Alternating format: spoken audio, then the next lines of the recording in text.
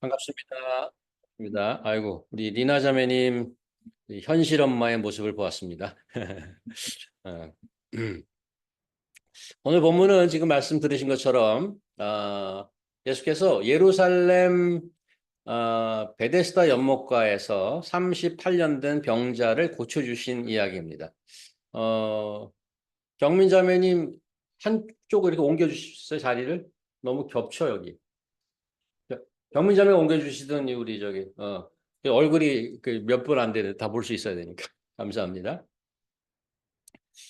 베데스다 연못가에는 각종 병에 걸린 이들이 늘 모여 있었습니다. 가끔씩 천사가 내려와서 물을 움직이는데 그때 가장 먼저 물에 연못에 들어가는 자가 병이 낫는다. 그런 이야기가 돌고 있었기 때문에 사람들이 모이는 거죠.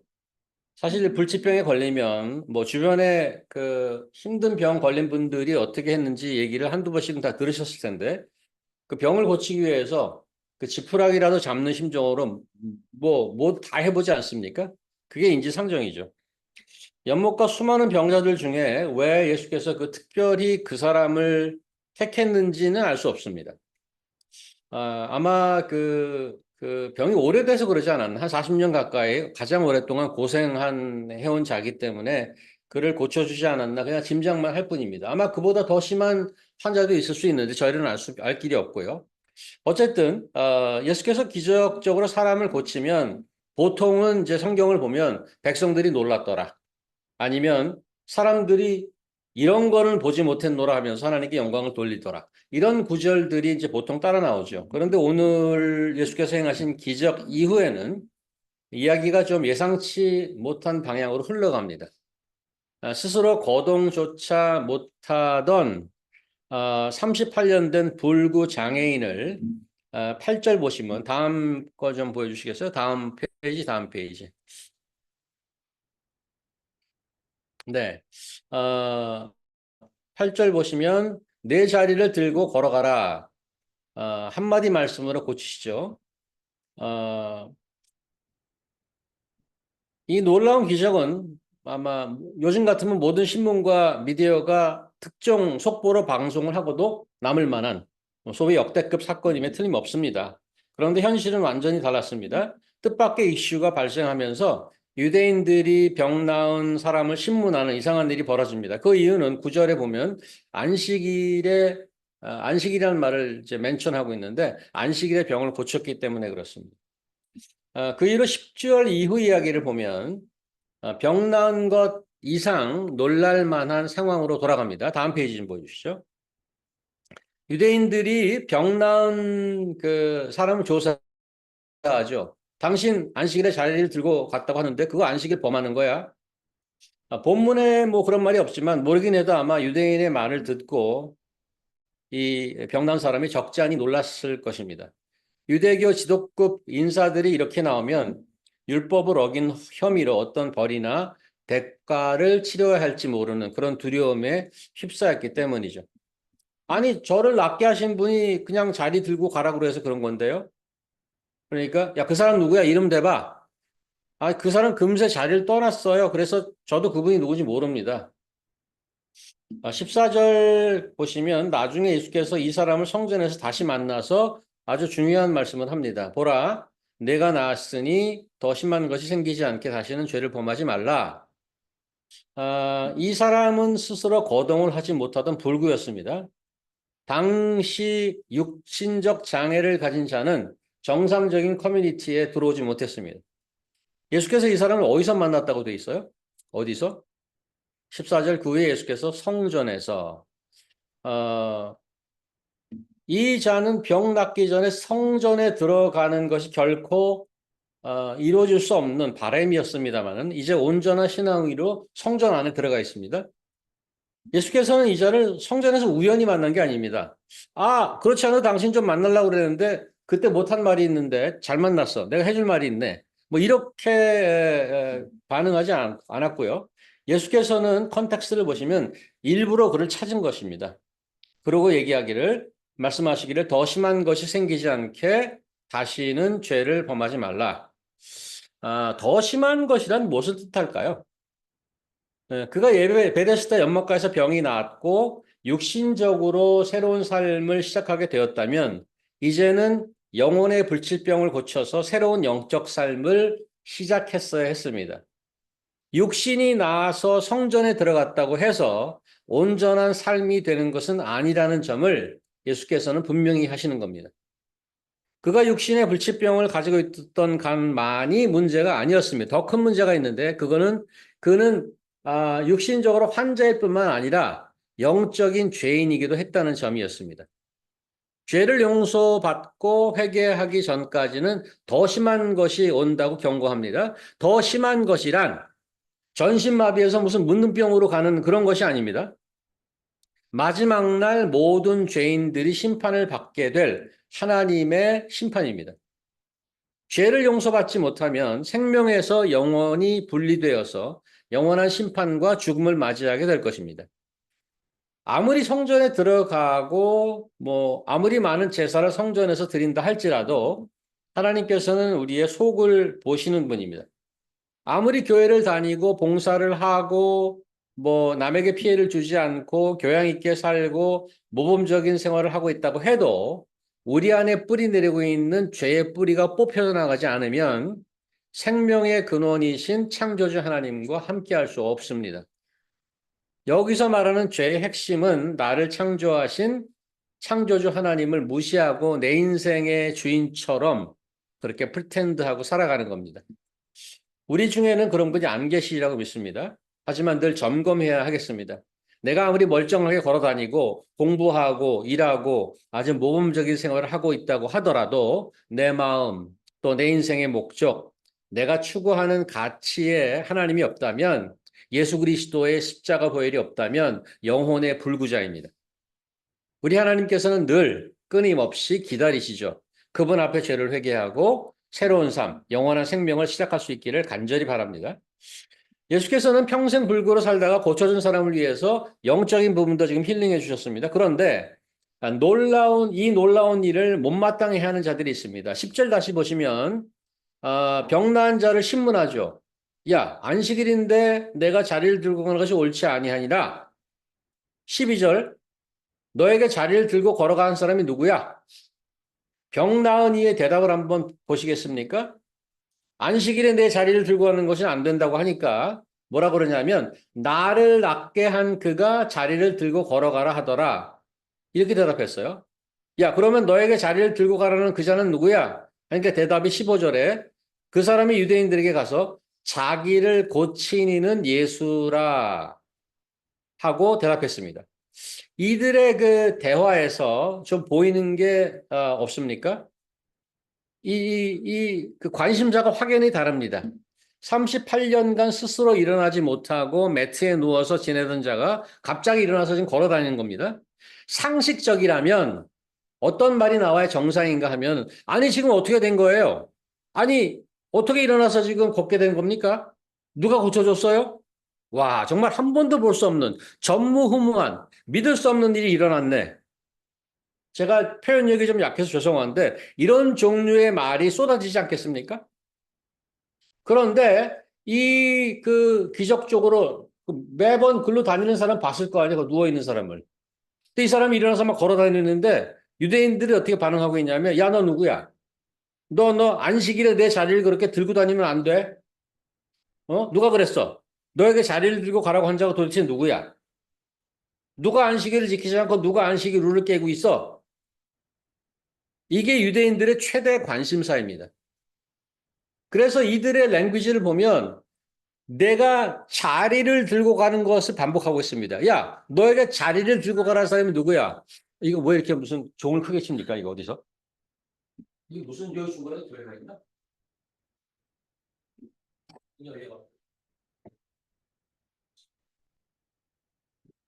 오늘 주일이기 때문에 종소리가 나기도 해야 되겠지만, 자, 제가 문을 좀 닫고 와서 종소리가 나서, 아, 이게 유대인들의 최대 관심사입니다. 평생 불치병으로 인간 이하로 불쌍하게 산 사람이 일어난 기적보다 그가 일어나서 자리를 들고 가는 것에 더 신경이 쓰이는 겁니다. 그게 안식일이라서 더 마음이 불편한 겁니다.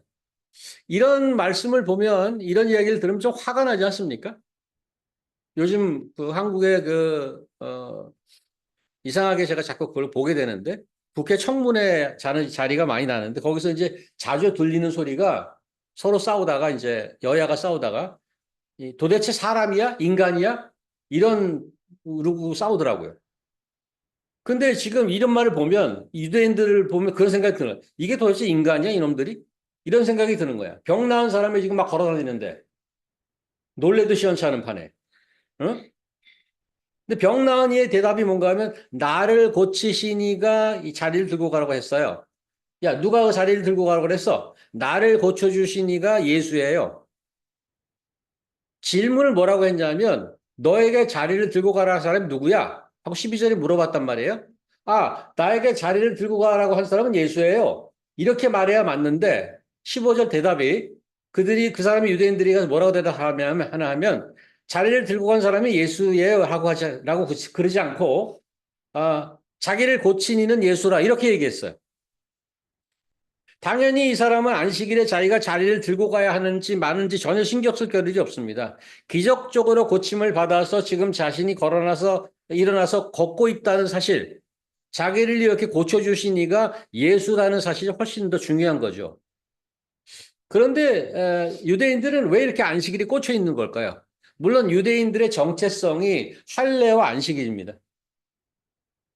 그거를 건드리면 막 뒤집어지는 그러면 도대체 안식일이 뭐길래 이렇게 반응하는가?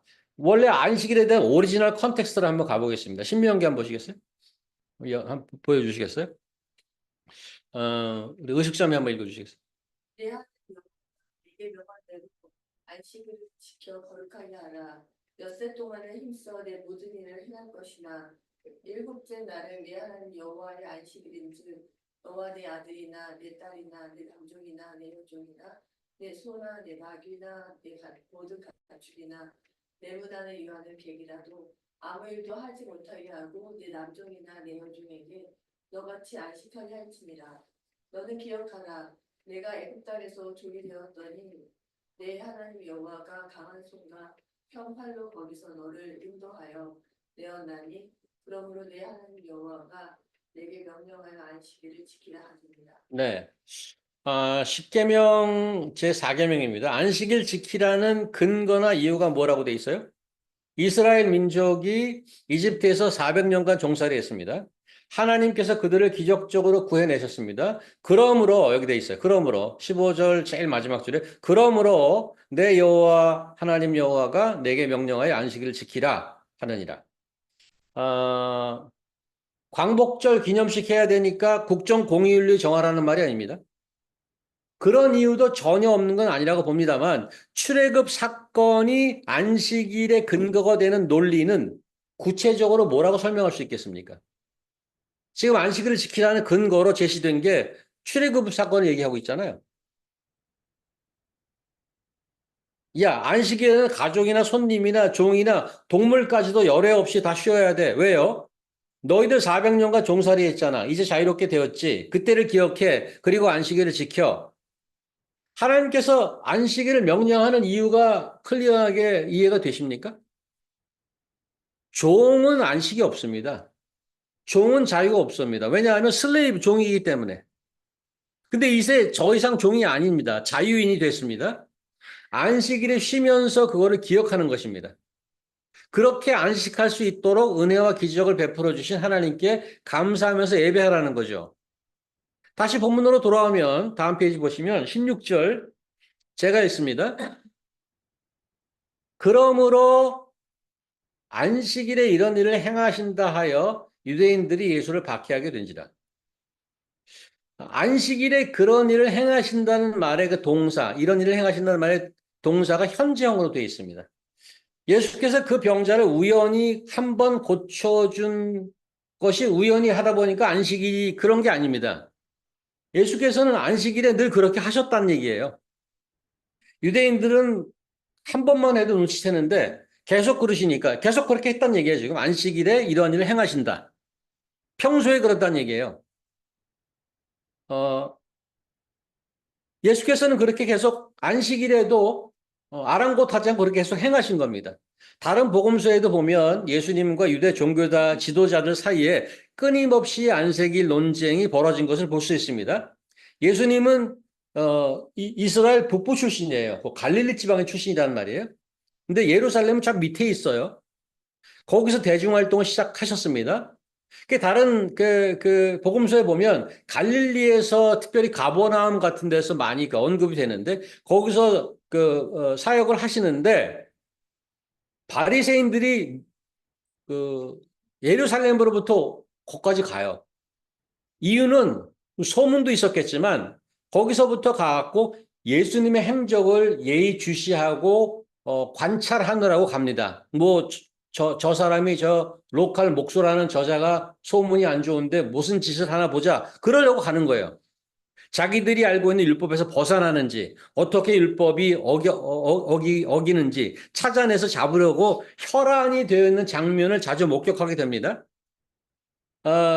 그런 예루살렘 유대교 캠프의 분위기를 누구보다 잘 아시는 예수께서 오늘 본문에서는 지금 이 일이 어디 일어나고 있어요? 예루살렘에서 일어나고 있어요, 지금. 갈릴리로부터 그들의 본거지인 예루살렘에 와서 그들이 가장 신경 쓰고 있는 일을 계속 하고 계신 겁니다. 예수께서는 왜 유대인들이 그렇게 싫어하는데 십계명에서 금하고 있는데 안식일을 범하시는 걸까요? 왜 자꾸 그 심기를 건드리는 걸까요? 왜 트러블 메이커의 일을 자처하시는 걸까요? 예수님께서 그 산상수훈에서 이렇게 말씀하신 거 기억하십니까? 내가 율법이나 선지자를 폐하러 온 줄로 생각하지 말라. 폐하러 온 것이 아니요 완전하게 하라 함이라. 진실로 진실로 너에게 이르노니 천지가 없어지기 전에는 율법의 1.1획도 결코 없어지지 아니하고 다 이루리라. 예수께서 안식일을 지키라는 10계명, 4계명을 어기는 게 아니라고 얘기하는 겁니다. 그 말씀을 완성시키는 것을 보여주는 것입니다. 그 말씀이 가지고 있는 목적이 무엇인지를 알려주고 이루시려고 이 일을 하신단 말이에요. 38년 된 병자에게 자유란 없었습니다. 불치병이 걸려서 매일 다른 사람에게 끌려와서 인간 이하의 삶을 살고 있는 이에게 무슨 안식 같은 게 있겠어요. 그에게 진정한 자유, 진정한 안식이란 뭐겠어요? 안식일을 지켜 일하지 마. 이게 안식이 아니란 말이에요. 그 병마에서 벗어나는 것만이 진정한 안식이죠. 옛날에 이런 영화가 있었습니다. 바람 불어 좋은 날. 이장호 감독인가요? 80년대에 나왔던 영화 같은데. 저는 이렇게 얘기하고 싶습니다. 병 고치기 딱 좋은 날이 안식일이다. 그래야 와, 나는 이제 병마의 종살이에서 벗어났다. 이게 진정한 안식이구나. 그렇게 평생 기억하지 않겠습니까? 그럼 예수께서는 한술 더 뜹니다. 17, 18절. 예수께서 그들에게 이르시되 내 아버지께서 이제까지 일하시니 나도 일한다 하시매 유대인들이 이로 말미암아 더욱 예수를 죽이고자 하니 이는 안식일을 범할 뿐 아니라 하나님을 자기의 친아버지라 하여 자기를 하나님과 동등으로 삼으심이로라. 안식일 논쟁 중인데 예수께서 하나님까지 끌어들입니다. 내 아버지께서 이제까지 일하시니 나도 일한다. 영어 버전에 이렇게 되어 있어요. My father is always at work, at his work, to this very day. And I too am working. 창세기의 안식일에 대한 얘기가 사실 처음 등장합니다. 하지만 하나님께서 쉬셨다는 것은 창조하는 일을 마치고 쉬셨다는 거지 그 외에 다른 모든 일에서 손 놨다는 게 아닙니다. 하나님께서 지금 이 온 우주가 운행하는 일에 손을 조금 더 놓으시면 당장 온 세상은 무너질 것입니다. 히브리서 1장 3절에 이런 말씀이 있습니다. 그 아들은 하나님의 영광의 광채시요 그 본체의 형상이시니라 그의 능력의 말씀으로 만물을 붙드시느니라. 그의 능력의 말씀으로 만물을 지금 이렇게 마치 손으로 붙들고 있다는 거예요. 영어로 이렇게 돼 있어요. Sustaining all things by his powerful word. 아버지께서 이제까지 일하시니 나도 일한다. I am working too. 요한복음은 표적을 기록한 책입니다. 7가지 표적이 있다고 그랬죠? 오늘 본문이 세 번째 표적입니다. 우리가 요한복음을 시작할 때부터 계속 강조하고 리마인드 하는 것이 있죠. 요한이 복음서를 기록한 이유와 목적입니다. 오직 이것을 기록함은 요한복음 20장 31절. 오직 이것을 기록함은 너희로 예수께서 하나님의 아들 그리스도이심을 믿게 하며 또 너희로 믿고 그 이름을 힘입어 생명을 얻게 하려 함이니라. 믿고 생명을 얻게 하는 것이 목표입니다. 무엇을 믿는다고요? 예수께서 하나님의 아들이심을 믿게 하는 겁니다. 그 예수를 믿어서 생명을 얻는 것입니다. 표적은 사인입니다. 오늘 예수님은 38년 된 병자를 고쳐주면서 그들에게 그리고 21세기를 사는 우리에게도 사인을 주고 있습니다. 사인. 무슨 사인? 무슨 사인? 예수께서 하나님의 아들이시며 지금도 아버지와 함께 일하고 계시는 그분이라는 사인. 그분이 무슨 일을 하는데? 죄에 노예된 자들을 구하여 안식을 주시는 일을 지금도 하고 계신다고요. 유대인들이 그 사인 알아봤습니까? 분명히 보긴 보았고 그 38년 된 병자가 일어나서 걸어다니는 걸 자기 눈으로 똑똑히 봤는데도 믿지 않았습니다. 오히려 그를 고친 예수 그리스도를 죽이려고 달려들었습니다. 여러분과 저는 예수를 주님으로 믿고 고백하며 살고 있습니다. 하지만 살다 보면 내 소견에 좋은 대로, 내 눈에 좋은 대로 내 감정에 충실하게 살기 너무 쉽습니다. 하나님께서 계속해서 주고 계신 사인을 보지 못하고 듣고도 깨닫지 못하고 보고도 깨닫지 못하는 안타깝고 위험한 순간들이 끊임없이 지나갑니다. 얼마나 우리 주변에 많은 정보와 얼마나 많은 기록과 얼마나 많은 의견과 얼마나 많은 테스트모니와 얼마나 많은 리뷰와 그런 홍수 속에 살고 있는지 모릅니다. 가장 위험한 병은 자신이 아픈지 모르는 거잖아요. 38년 된 병자는 기적적으로 나음을 얻었습니다. 하지만 예수께서는 그를 성전으로 찾아갔습니다. 연못가에 누워 있었던 때보다 성전에서 마음껏 걷고 뛰고 할 때가 그 사람에게는 더 위험한 때인 줄 몰랐었을 겁니다. 예수께서 그를 찾아가서 그가 모르고 있던 죽음에 이른 병을 알려주었습니다. 사랑하는 성도 여러분, 저는 내일 모레 화요일에 커네티컷에 계시는 친척 한 분을 만나려고 합니다. 저희 어머님이 구남매신데 구남매 중에 막내십니다. 그 구남매 중에 제일 위에 이모가 계세요. 다 이북에서 내려오신 분들이에요. 이 제일 큰 이모의 아들이 있습니다. 그러니까 이 어머님 학렬에 이 어머님의 그 자녀들은 저랑 다 사촌 시간이죠. 다 사촌 시간인데 이 제일 큰 이모의 아들을 만나러 갑니다. 저는 막내, 우리 어머니 막내의 막내니까 제일 막내가 제일 위의 사촌 형을 만나러 가는 거예요. 그분 나이 97세예요. 저희 어머니 94세인데 우리 어머님 보고 이제 이모 하죠. 이 97세 되신 분이. 우리 어머님은 이 사람 보고 그러니까 조카라고 그러죠. 조카. 손위의 조카예요. 근데 그분을 만나러 가기로 했습니다. 여기 이제 다른 사촌들이 계세요. 이종 사촌들인데, 그분들이 연락이 엊그저께 와갖고 가십시다, 한번. 그 사실은 그 어머님 이때에 어머님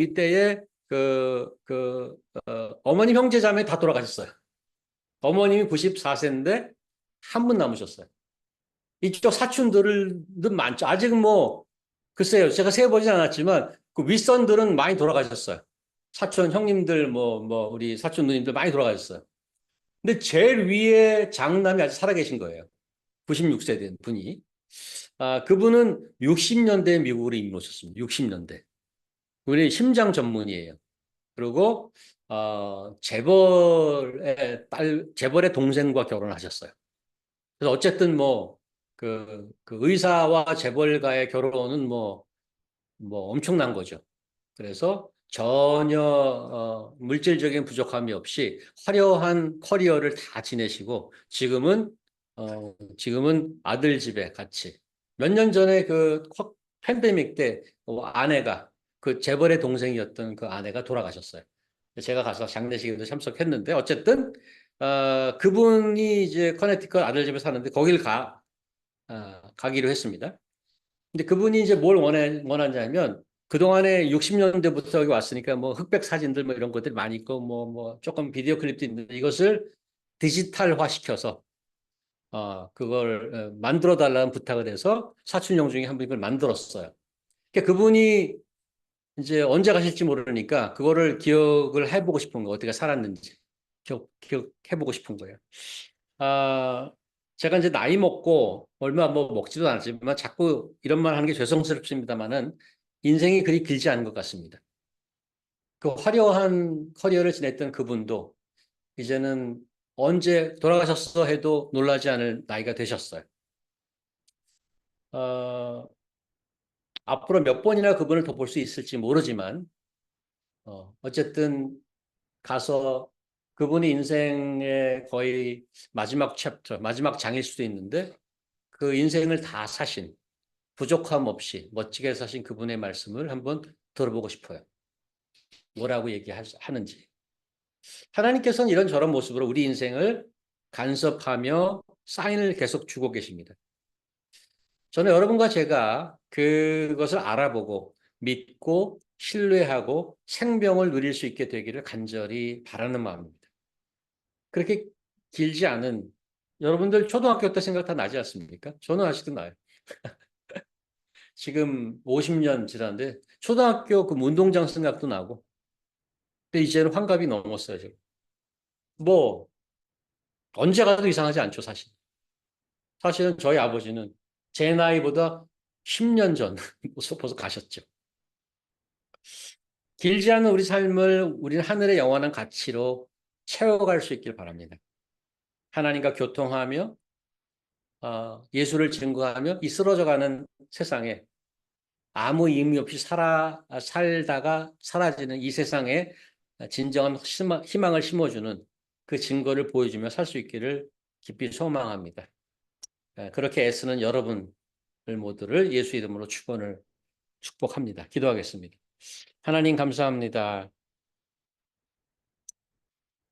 몸이 아픈 것도 문제지만 내가 아프지 못하고 죽음의 길로 가고 있다는 것을 모르는 것은 너무 심각한 문제입니다.